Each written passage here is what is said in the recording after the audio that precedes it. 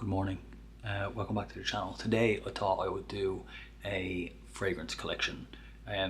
Since becoming an ambassador for Memo Paris tail end of last year, I've accumulated a little bit of a collection of Memo fragrances and one or two other ones that I've held on to since my previous fragrance collection video. With traveling so much, I've really reduced down that collection, but now it's grown considerably again due to my partnership with Memo Paris. But before I do that, I have to show you the kitty cat. Wait till you see how bloody cute this is. So, she was asleep. She was asleep right there. But now,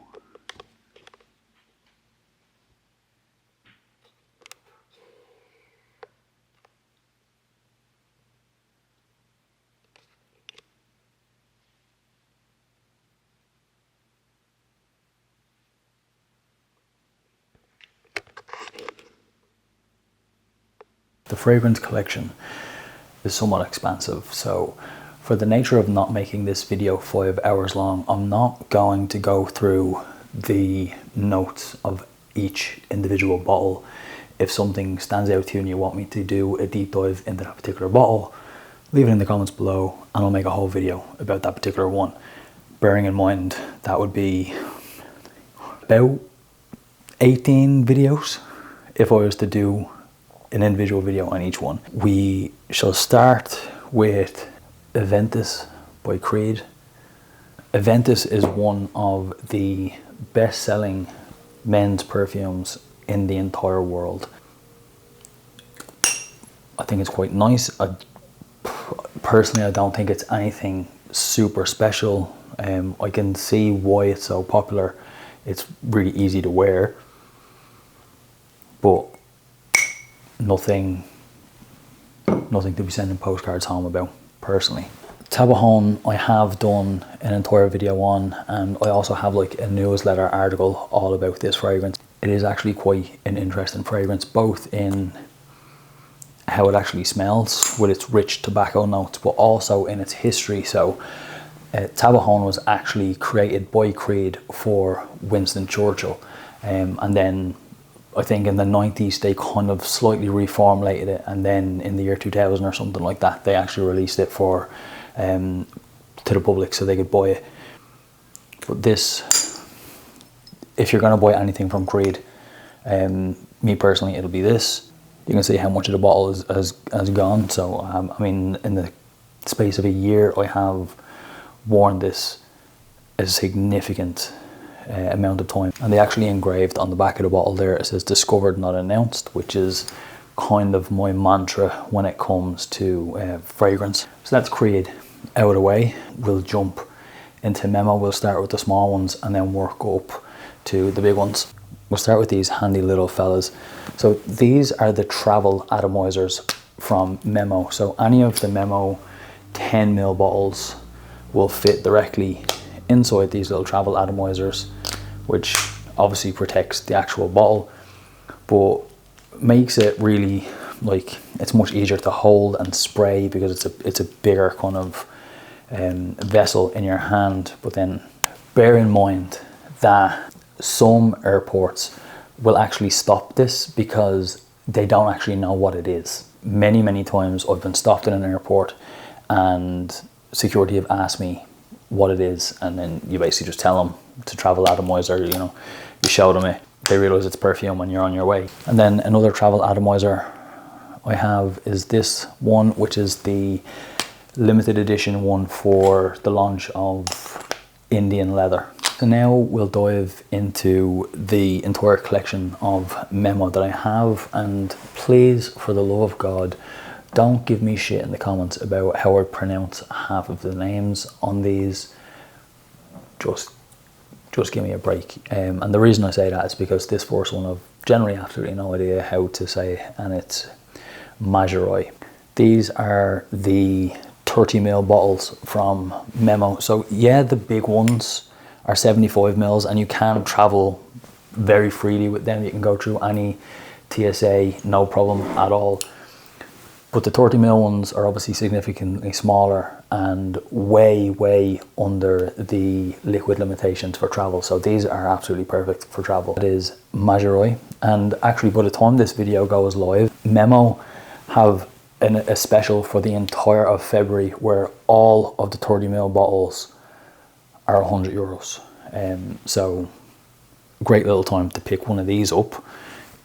If you're watching this after February 2025, I'm very sorry, you would have missed out. But if you're watching this as it comes out, those 30ml bottles are available for just €100, which is great. And then I do have a 30ml version of Marfa. Marfa was one of the ones that when I first smelt it in the boutique, it didn't really jump out on me, especially in comparison to some of the other fragrances that they had. But once it was added to my collection, I started to wear it a lot, especially when it's kind of sunny out. Not even temperature wise, if the sun is just shining, that fragrance really kind of lends to that mood. And I do actually have the 75ml version of Marfa, which just goes to show how much I actually enjoy that as a fragrance. The first of the leather collection that I'll show is Irish leather. Again, when I first went to the boutique and I had the opportunity to basically pick whatever couple of bottles that I wanted, I kind of strayed away from Irish leather just because it seemed a bit like on the nose for our first ever kind of collaboration, our first ever partnership. People like, oh, the Irish guy got Irish leather. So I kind of strayed away from it for a little bit. But again, similar to Marfa, once it was added into my collection, I started to wear it a hell of a lot more. Like obviously I wear Memo in pretty much all of the Let's Get Dressed videos. I wear it on a day-to-day basis, and even outside of the videos, it is honestly what I wear exclusively, just because I have so much of it and I genuinely love the product. That's why and how I became an ambassador for the brand, was due to my love of the product.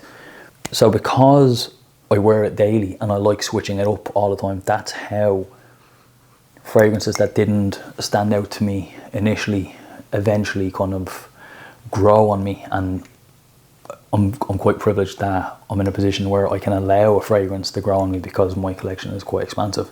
So moving on, we have Indian leather. Again, obviously we had that in the travel atomizer. This is the full 75ml version.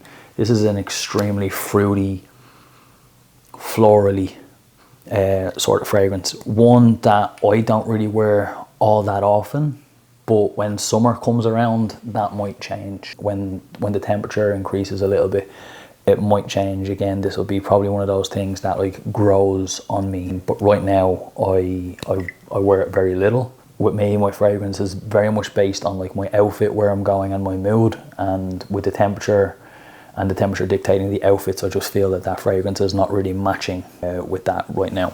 So next up, we have African leather, which obviously gets worn quite a bit in the videos, and a lot of people comment on the graphic on the front because they say it looks like Sex Panther from Anchorman, but I can assure you it's not, and it smells a hell of a lot better than that.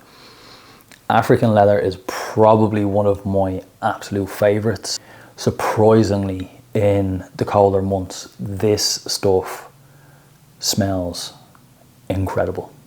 I cannot emphasize enough how good this smells, especially in the cold weather. It just seems to bring out all of those notes, and absolutely insane.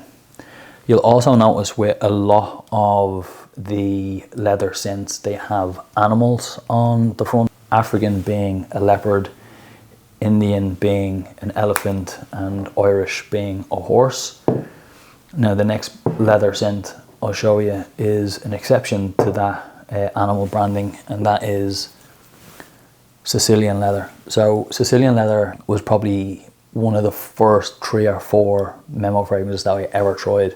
So it was very much in that first batch that made me really fall in love with the brand and the product. And honestly, it's absolutely amazing. And sure enough, I do stand corrected. There is technically an animal on it. There's a scorpion down in the corner here. Again, unbelievable kind of summer fragrance for me. In my mind, when the temperature's a little bit higher, this is going to dry down on the skin and just project like crazy. So next we have a new addition to the collection, which is Iberian leather. So anybody that watches videos, you know that I wear Inverness quite a lot. Obviously Iberian and Inverness both kind of based in Scotland. So I thought it was a really nice kind of addition to the collection to kind of round that end of my collection off. But this, I haven't really dove into the notes of this dramatically, but this smells so good, and I do feel that it's definitely a multi-seasonal fragrance. It'll work really well when it's cold and really well when it's warm. But what I have noticed with this, I wore this yesterday because I shot a video for Instagram, and this is the fragrance that I wore in that video, and my God, the projection is absolutely insane. So Memo as a whole kind of boast that their projection and longevity is quite good. So projection will differ from bottle to bottle, but longevity pretty much remains the same, and the brand boasts between 8 to 12 hours of longevity. But sillage and projection is different, and it'll differ from bottle to bottle, even within the same brands. But Iberian leather is one of the most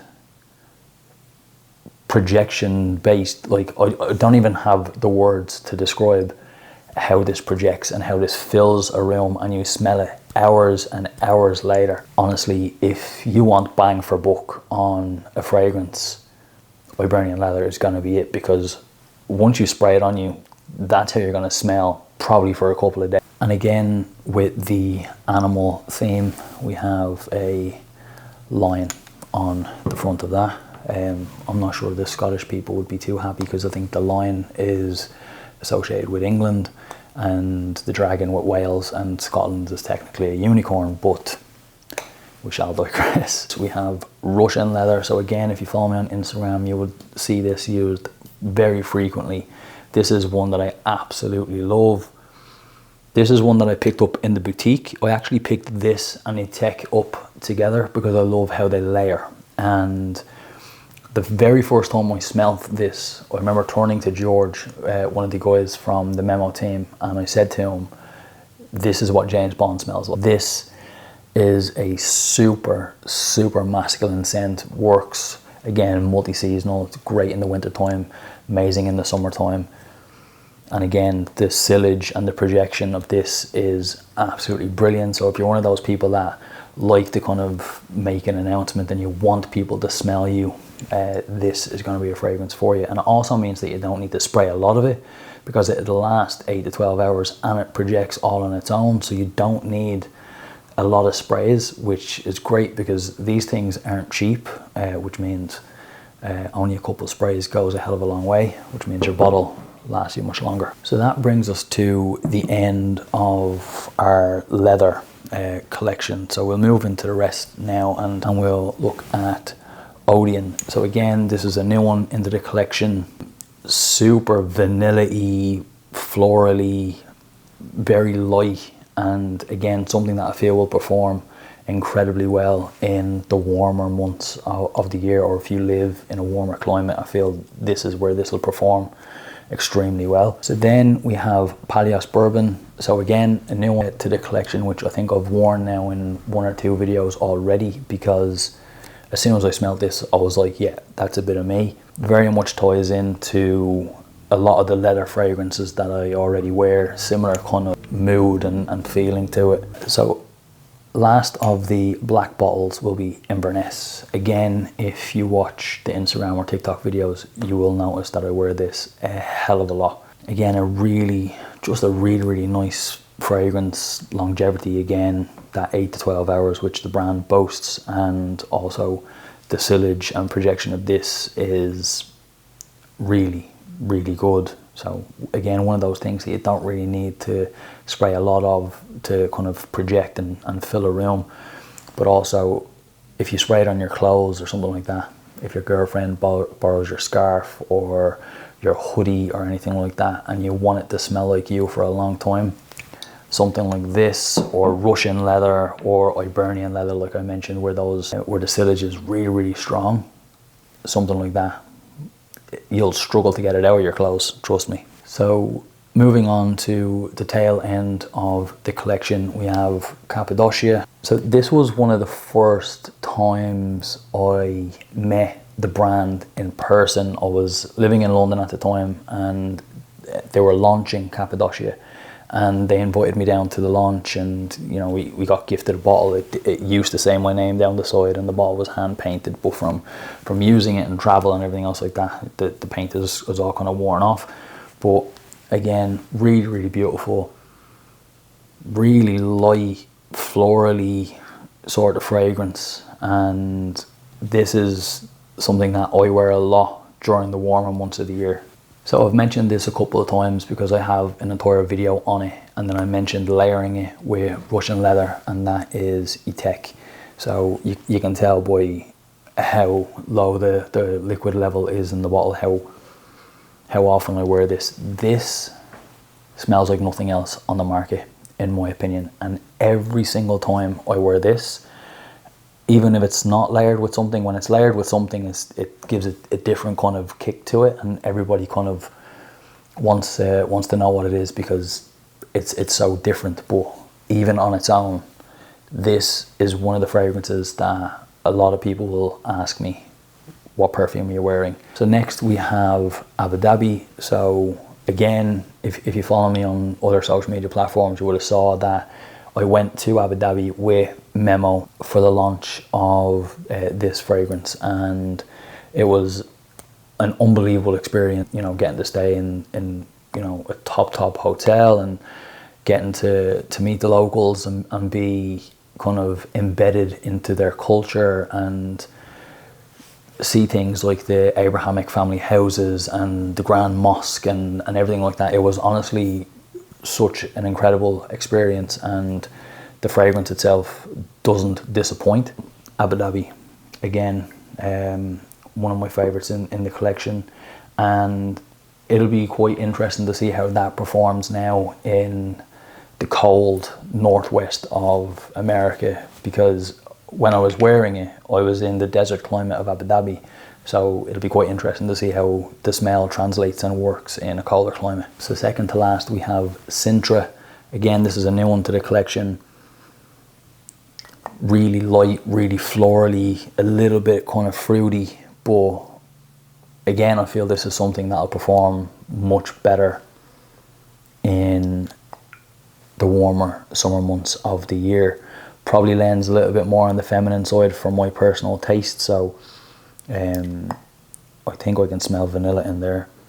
I'm not sure, I haven't deep dived into the notes of this one yet either, but it is really, really nice, and I feel either Corinne will wear it and I'll really like it on her, or it's something that I layer with one of these other ones when I figure out the balance, or I wear it in the warmer months of the year. And last but not least, we have Sherwood.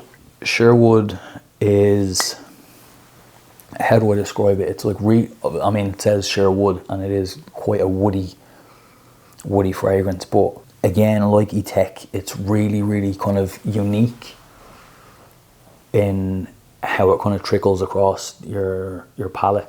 And for me, I really like unique fragrances, because it's not that I'm like wearing it so people stop me and give me compliments or whatever. Like, obviously you need to like how it smells, but you want other people to like how it smells. Like, I want Corinne to be like, you smell good. It's definitely one of those things, because it's so unique and it's a little bit different, where you tend to get compliments on it quite a lot.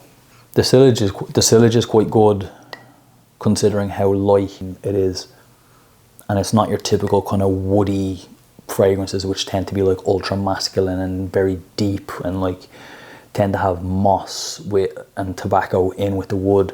This is on the other end of that. It's more of a sandalwood and much more kind of light and breezy.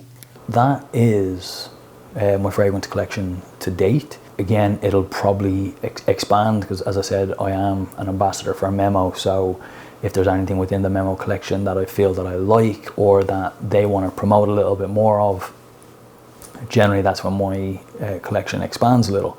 That is my fragrance collection.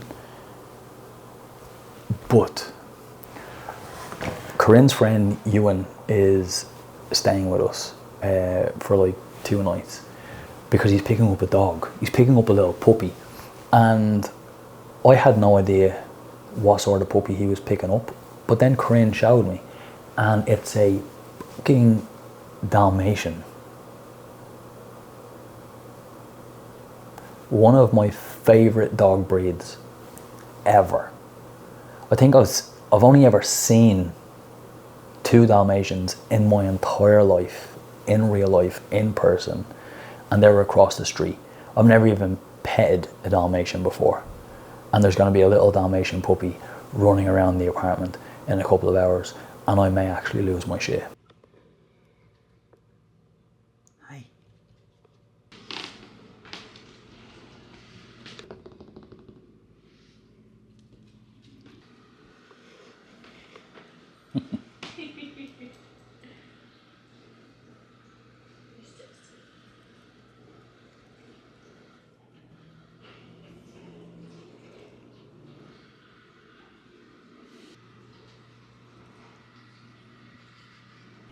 So puppy is gone home, but yeah, that was so cute. As I mentioned, Dalmatians are like one of my favourite breed of dogs, so it was really cute to just have one kind of running around. So that concludes today's vlog. Not a very exciting one, mostly about fragrance, a little bit about a puppy, but nonetheless, done is better than perfect. Like I said before, it's just about producing the content, pumping it out there, and then getting better as I go along. Because I saw this thing, it was called like analysis paralysis, where if you're over analyzing the video and the video's quality and you don't think it's good enough or everything else like that, you're just never ever going to upload one. So it's just important that I actually edit this, get it out into the world. That's what's actually important. So on that note, I'll see you guys tomorrow. Remember to like and subscribe and comment, and send this to your granny, your granddad, your mom, your dad, your little brother, your goldfish, whoever. Send it to everybody. Get it out there. I need your help. Okay, I love you guys. I'll see you tomorrow.